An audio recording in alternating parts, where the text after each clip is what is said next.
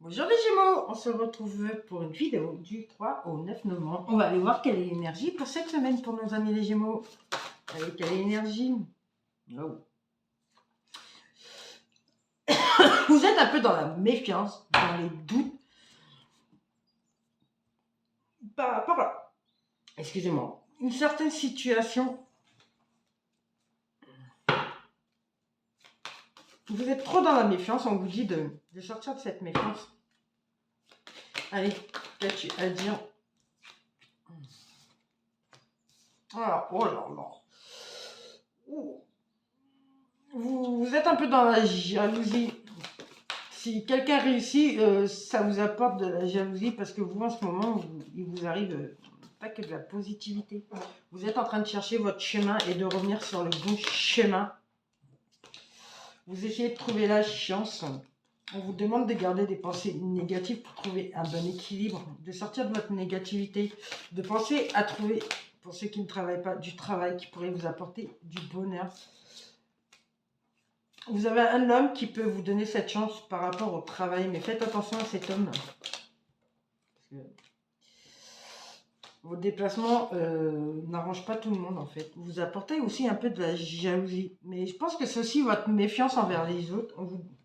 Vous cassez un peu cette méfiance. On ne peut pas se méfier de tout le monde non plus. Hein. Parce que sinon on n'en finit pas. Hein. On devient parano. Hein. On sort de chez nous, on s'enferme la clé. Hein. Professionnellement, qu'as-tu à dire aux Gémeaux? Alors, ah ouais. Vous allez découvrir qu'il y a des ragots sur vous à votre travail.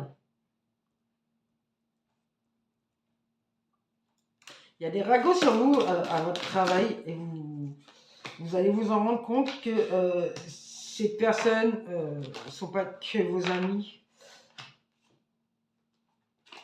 Et en plus, ils veulent vous faire tomber. En fait, ils profitent de votre gentillesse. Hein. Vos deux vous apportent quand même les honneurs. Ce n'est pas un hasard. Hein. Ce n'est pas un hasard si vous doutez par rapport à votre travail, en fait, on dit. C'est que vous vous rendez compte de certaines choses, mais vous dites rien. Vous vous laissez faire. En amour, qu'as-tu à dire aux Gémeaux? Alors, vous avez loupé un rendez-vous. On vous demande de sortir de vos zones karmiques. Vous êtes dans une longue séparation. Ça, c'est pour les célibataires.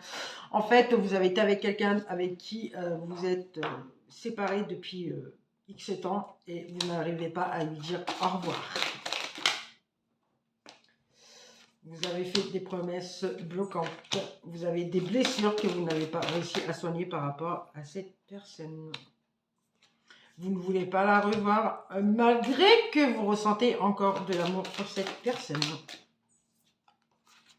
Mais ça vous a apporté une expérience douloureuse. Ça a pu aller jusqu'au divorce et du fait vous n'êtes pas remis. Et c'est aussi pour ça qu'on nous parle de méfiance, parce que vous vous dites que si jamais un jour vous rencontrez une autre personne, vu les expériences douloureuses, et même si cette personne est quelqu'un au téléphone, vous allez penser qu'elle vous trompe, qu'elle vous trahit, qu'elle va voir ailleurs. Et vous allez être dans la méfiance et on vous demande de lâcher prise et contrôle par rapport à votre passé.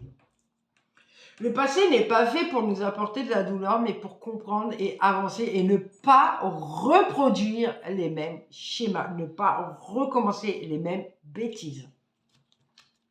Quel conseil as-tu pour les Gémeaux? Voilà, expression personnelle.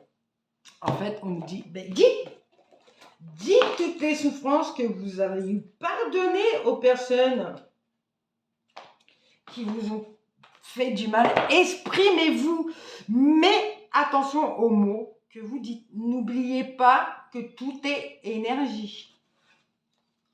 Quelle est la chance pour les Gémeaux? Quelle est la chance pour les Gémeaux? En fait, vous n'avez pas vraiment de chance parce qu'on me dit que... si, vous demandez un peu